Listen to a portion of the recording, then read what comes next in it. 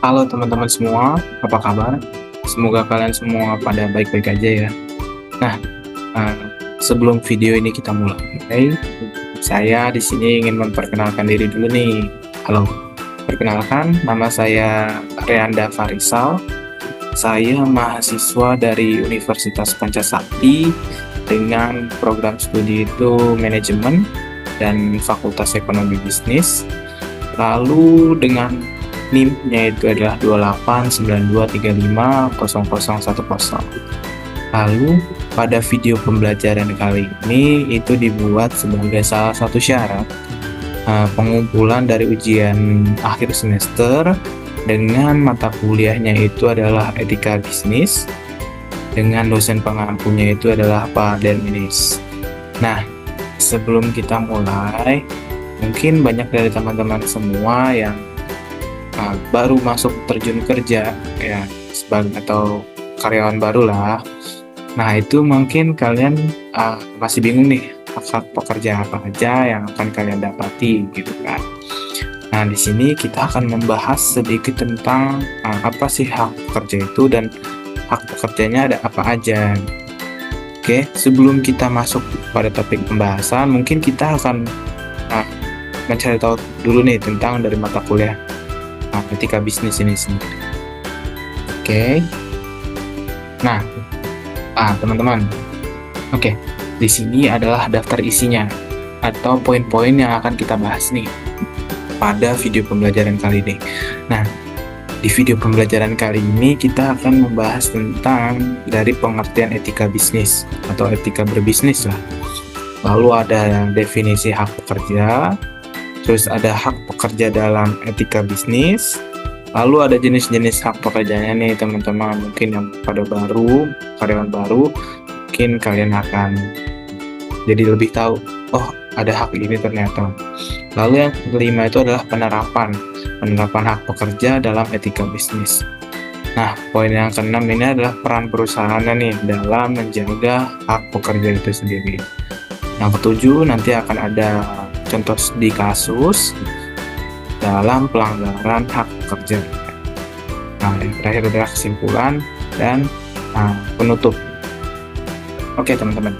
Nah, di slide ini kita membahas sedikit ya tentang etika bisnis. Nah, menurut para ahli, saya di sini hanya mengambil 3 aja. Mungkin kalau para ahlinya juga banyak, tapi saya mengambil 3 aja yang menurut saya itu berkesinambungan.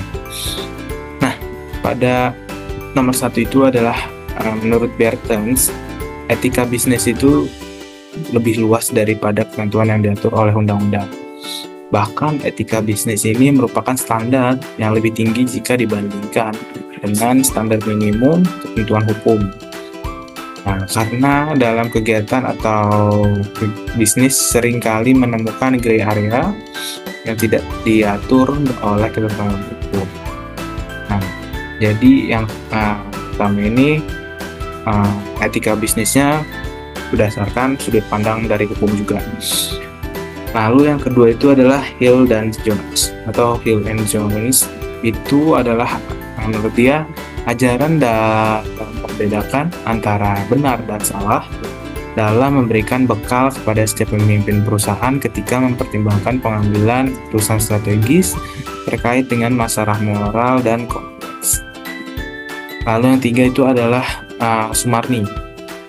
Nah, menurut Sumarni, etika bisnis ini terkait dengan masalah penilaian aktivitas dan perilaku bisnis yang mengacu pada kebenaran atau kejujuran dalam berbisnis.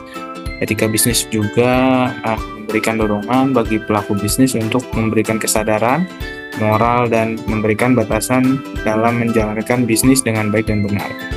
Jangan sampai bisnis yang dilakukan merugikan pihak lain dan bisnis itu juga harus dijalankan secara adil.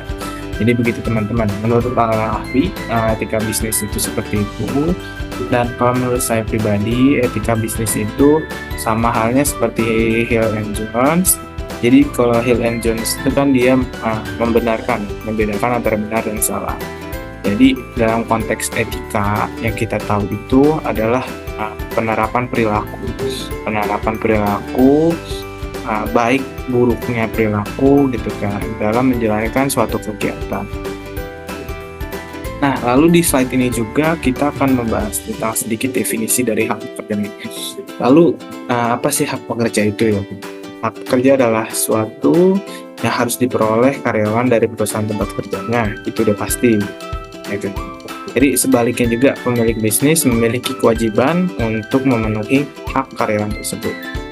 Nah, tujuannya itu adalah agar menciptakan kesejahteraan para karyawan dapat tercapai dengan baik. Di sisi lain juga, pemilik bisnis pun akan terhindar dari pelanggaran norma kemanusiaan dan aturan-aturan negara yang berlaku. Nah, ini tadi. Nah, pentingnya juga adalah etika bisnis, gitu. Jadi agar terhindar dari pelanggaran-pelanggaran. Nah, lalu nih, jenis-jenis hak pekerja. Mungkin yang karyawan baru masih belum mengetahui lah hak-hak pekerja. Gitu. Masih banyak yang belum tahu jenis-jenisnya itu ada apa aja. Nah, yang pertama itu adalah gaji. Nah, mungkin teman-teman ya udah pasti lah ya, namanya kita bekerja dengan seseorang atau di suatu perusahaan pasti ada namanya gaji. Atau mungkin kita nggak digaji bekerja, kecuali kalau memang kita itu adalah pengusaha. Kalau pengusaha itu pasti kita yang memberikan gitu kan. Lalu yang kedua adalah lembur. Nah, hak pekerja itu adalah lemburan. Mungkin banyak dari teman-teman yang overtime kerjanya ternyata itu dalam kategori lembur. Nah, dalam kategori lembur itu juga kita berhak mendapatkan kompensasi lemburnya juga gitu kan. Sama halnya dengan gaji, tetapi lembur ini ada ketentuan-ketentuannya sendiri berdasarkan SOP perusahaannya seperti apa. Lalu yang ketiga itu adalah hak memperoleh peluang dan perlakuan yang sama. Nah, di sini dalam konteks ini hak memperoleh peluang dan perlakuan yang sama itu adalah contohnya itu semisalnya kita itu mendapatkan kenaikan gaji, ya kan? Nah, itu pasti ada yang sama, misalnya di grade A itu memperoleh gaji senilai 6 juta, lalu di grade B itu memperoleh senilai 8 juta. Kan nggak mungkin jika grade A yang lebih rendah mendapatkan gaji yang sama dengan setara grade B gitu. Jadi kayak nggak adil gitu. Kecuali kalau memang nanti ada pertimbangan lagi dari perusahaannya yang mungkin karyawan di grade A itu berhak mendapatkan posisi di grade B karena mungkin kinerjanya bagus atau bagaimana. Lalu yang keempat adalah hak memperoleh pelatihan atau training. Nah, mungkin banyak dari teman-teman nih yang kayak baru terjun kerja, kok nggak ada trainingnya gitu kan, kok nggak ada pelatihannya, kita tiba-tiba udah langsung meluncur ke SOP-nya gitu kan, nggak ada penjelasan. Nah, gitu kita juga berhak menanyakan ke atasan gitu. Pak, ini gimana sih pelatihannya, seperti apa? Oke, yang kelima itu adalah penempatan tenaga kerja. Nah, di sini hak penempatan tenaga kerja ini dalam konteks kalau sekarang itu mungkin penempatan domisili ya.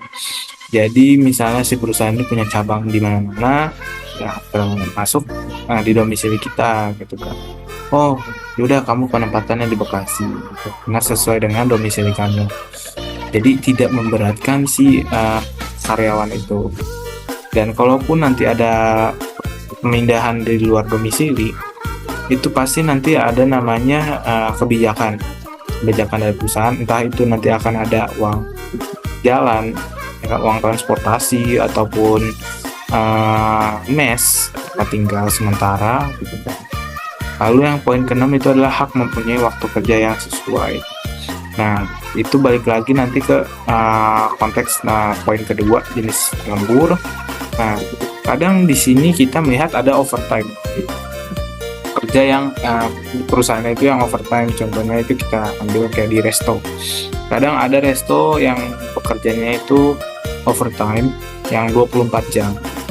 Nah, kalau memang misalnya perusahaannya sudah menerapkan jam kerjanya seperti itu masih bisa dimaklumi.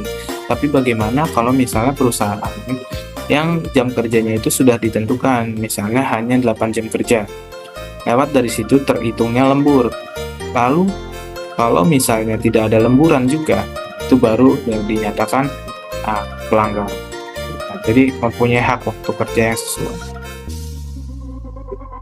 Nah, yang ketujuh itu adalah hak memperoleh kesehatan dan keselamatan kerja. Jadi teman-teman, mungkin kita banyak yang nggak tahu ya kayak peran pentingnya BPJS tenaga kerja dan kesehatan itu sangat penting ya dalam dunia kerja ya. Karena apa? Karena dalam BPJS itu atau BPJS tenaga kerja juga itu sangat penting bagi kita, gimana kalau kita mengalami suatu kecelakaan dalam kerjaan. Misalnya contoh, kita karyawan pabrik, yang udah pasti itu adalah dimana memegang alat-alat berat.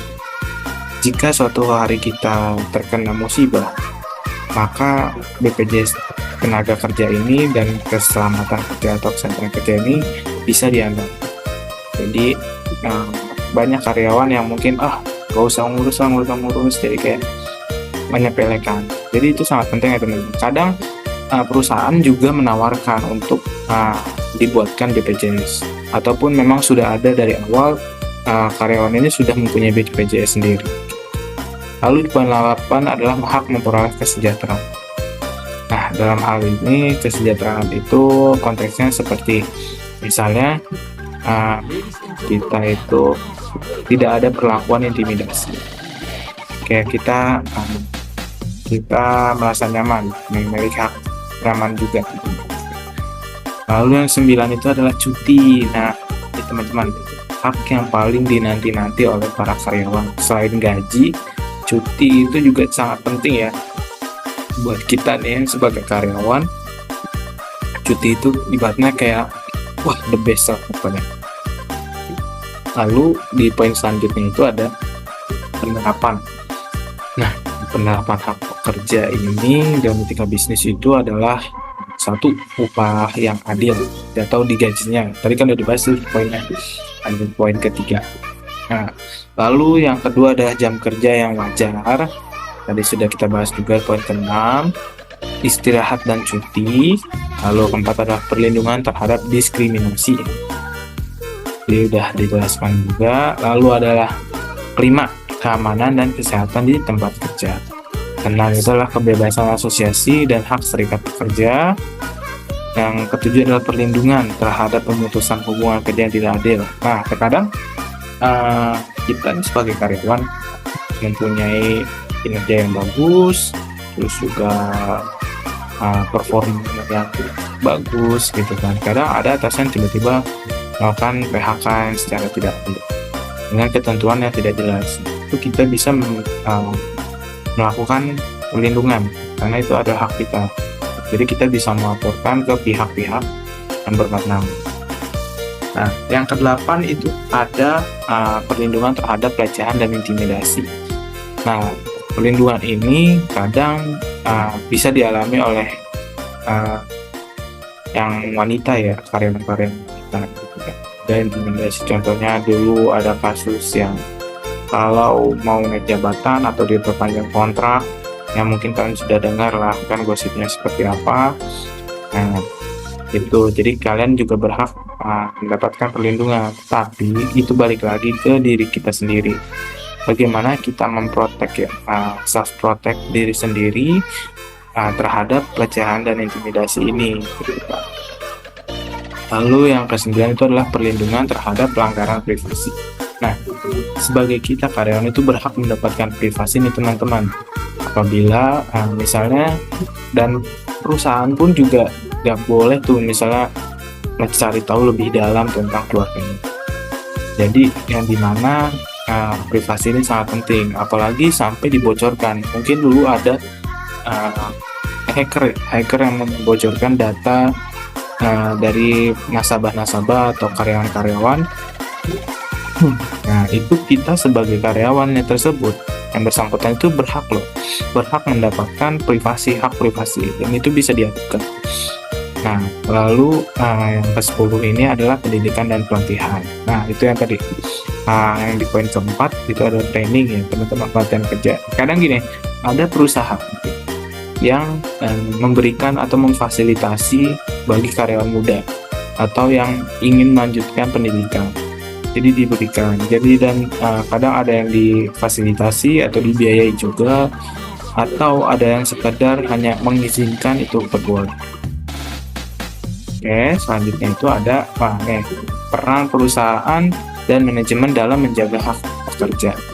Nah, perusahaan dan manajemen ini memiliki peran penting dalam menjaga hak pekerja dengan memberikan lingkungan kerja yang adil, mendukung kepatuhan terhadap regulasi tenaga kerja, dan menerapkan kebijakan yang mendukung kesejahteraan pekerja. Nah, manajemen juga bertanggung jawab untuk memastikan nih pelaksanaannya itu seperti upah yang layak, jam kerja yang wajar, dan kondisi yang kerja yang aman. Kerjasama antara perusahaan, manajemen, dan pekerja sangat penting untuk menciptakan hubungan kerja yang seimbang atau berkelanjutan atau regulasi. Nah, di sini adalah contoh studi kasusnya teman-teman. Studi kasusnya itu adalah sebuah laporan investigasi yang diterbitkan oleh The Associated Press menyebutkan bahwa hampir semua pekerja di perkebunan sawit Malaysia dan Indonesia mengeluh tentang perlakuan perusahaan terhadap mereka. Nah, di sini peran perusahaannya sudah bisa dilihat nih teman-teman seperti apa.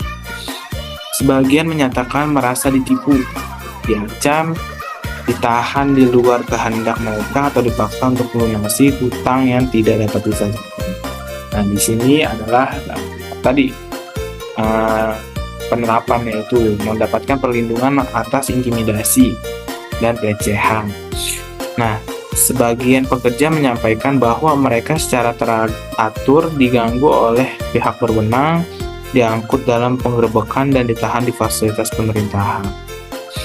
Lalu, praktik bisnis sawit ini tentunya tidak dapat dilepaskan dari dukungan pembiayaan atau investasi, sehingga institusi keuangan atau investor memiliki keterkaitan dan turut bertanggung jawab atas praktik bisnis yang didanai. Tidak terkecuali industri sawit ya teman-teman ya. Dalam konteks ini, OJK, Otorisasi Jasa Keuangan, telah menerbitkan buku. Nah, jadi ada bukunya nih teman-teman. Menerbitkan buku kredit atau pembiayaan perkebunan dan industri kelapa sawit tahun 2019. Dengan tujuannya itu untuk meningkatkan pemahaman industri perbankan atau keuangan terhadap proses bisnis kelapa sawit. Nah, apa sih bisnis kelapa sawit? Yaitu kelapa sawit itu sangat tinggi ya. Kalau kita bilang itu bisa nilainya itu sangat tinggi teman-teman. Jadi minyaknya bisa diolah, si kelapa sawitnya pun itulah biji-bijinya itu akan diolah jadi minyaknya itu akan diimpor dan ekspor. Nah, dalam konteks dengan tujuannya itu tadi, lalu sehingga diharapkan penyaluran kelola atau LST yang baik, aspek perlindungan terhadap pekerja sawit dapat mendapat pengaturan dalam buku panduan tersebut. Namun, masih banyak perbankan dan lembaga keuangan yang memberikan kredit pada perusahaan sawit tanpa mempertimbangkan praktik perusahaan sawit yang abai terhadap pekerja. Jadi kadang masih ada juga industri kelapa sawit yang tidak bisa menerapkan hak pekerja, dan sehingga perbankan juga tidak melihat lebih detail lagi ke belakangnya itu perusahaan yang akan diberikan seperti apa. Nah, meskipun permasalahan ketenaga kerjaan selalu muncul dari waktu ke waktu, lembaga keuangan dan perbankan dalam dan luar negeri masih belum konsen terhadap isu perlindungan pekerja industri sawit dalam proses pengucuran kreditnya. Jadi dalam pendanaan ini, perbankan ini masih belum konsen ya. Jadi mereka ini kalau kita bilang dananya ngalir gitu aja tanpa ada prospek atau survei yang lebih lanjut terkait perusahaan yang akan diberikan pendanaan ini gitu. Lembaga keuangan papan atas dunia seperti Deutsche Bank, BNY Mellon, CI Group, HSBC, dan Vanguard Group terus menggelontorkan investasinya ke perusahaan sawit sehingga produksi sawit meledak secara global dari hanya 5 juta ton pada tahun 1999 menjadi 72 juta ton pada tahun 2020. Sungguh banyak banget ya. Bahkan Amerika Serikat mencatat telah terjadinya lonjakan permintaan pada 900% selama 7 dekade terakhir. Itu benar-benar wah, sangat-sangat banyak ternyata ya. Pada Hari Buruh Sedunia 2021, Koalisi Buruh Sawit meminta kepada pemerintah Indonesia agar memprioritaskan perlindungan, keselamatan, dan kesejahteraan buruh perkebunan sawit. Koalisi Buruh Sawit memandang bahwa pemerintah masih abai terhadap kondisi dan nasib buruh perkebunan sawit, sementara pemerintah sangat pemurah terhadap pelaku industri sawit. Nah, jadi di sini peran perusahaannya itu dan manajemen dari dari industri sawit, perusahaan sawit ini masih terbilang minim lah dalam penerapan hak pekerja dalam etika gitu kan. Jadi tadi seperti yang saya bilang, kita sudah jelaskan sebelumnya pentingnya peran perusahaan itu dalam menjaga hak pekerja, yaitu bisa memberikan kenyamanan, kesejahteraan, dan upah yang adil. Terkadang masih kita, kalau kalian bisa melihat, terkadang masih ada aja perkebunan kelapa sawit, perusahaan kelapa sawit itu yang karyawannya itu, para pekerjanya nih, buruhnya ini, itu tidak sama sekali mendapatkan hak pekerja. Kadang masih ada aja seperti itu. Jadi pentingnya nih buat perusahaan-perusahaan tolong menjaga ya kan perannya itu dalam hak pekerjanya. Jadi kita sebagai karyawan itu juga berhak mendapatkan pekerjaan yang baik, terus hak pekerja yang baik juga, kan? Jadi agar bisa terciptanya kesinambungan kerja atau regulasi kerja yang bagus terhadap timbal baliknya. Oke, kesimpulannya itu adalah tadi di awal, kita sebagai pekerja yang memang berhak mendapatkan hak pekerja itu, tapi dalam penggunaan hak pekerja ini gitu tidak boleh sembarangan dan tidak boleh semena-mena. Jangan hanya karena kita bisa mendapatkan hak pekerja itu, jadi kita semena-mena dalam bekerja, dalam melakukan pekerjaan, sehingga yang mengakibatkan kerugian juga bagi perusahaannya nih, gitu, teman-teman. Jadi berikut juga perusahaannya yang menaungi kita dalam bekerja. Dia perusahaan tersebut harus bisa menjaga respon yang baik terhadap pekerjaannya, gitu kan? Menjaga yang baik sehingga pekerja yang diberikan kepada karyawan itu terlaksana semua, dan jadi tidak adanya pelanggaran-pelanggaran, dan kita pun sebagai karyawan itu merasa nyaman, malah betah, bisa bertahan di perusahaan itu. Kadang ada yang bilang itu adalah lingkup perusahaan yang toksik. Nah, sehingga kita tidak mendapatkan kenyamanan dalam bekerja yang dimana akan mengakibatkan kita resign atau tadi PHK yang tidak adil gitu. Nah, mungkin kesimpulan yang bisa saya berikan seperti itu. Untuk di slide selanjutnya itu adalah sudah habis teman-teman. Oke. Segitu saja dari video pembelajaran saya kali ini. Mungkin apabila ada kata-kata yang salah atau pemahaman materinya yang masih kurang paham, tolong dimaafkan, karena di sini saya juga dalam konteksnya juga sedang memahami pembelajaran juga. Jadi mungkin kita sebagai karyawan bisa menerapkan hak pekerja itu dengan baik ya. Oke, teman-teman, cukup sampai di sini. Sampai bertemu lagi dengan video-video berikut pembelajarannya bersama saya, Rianda Farisal. Dan itu sekian, terima kasih. Wassalamualaikum warahmatullahi wabarakatuh. Selamat malam dan selamat pagi semua. See you the next video.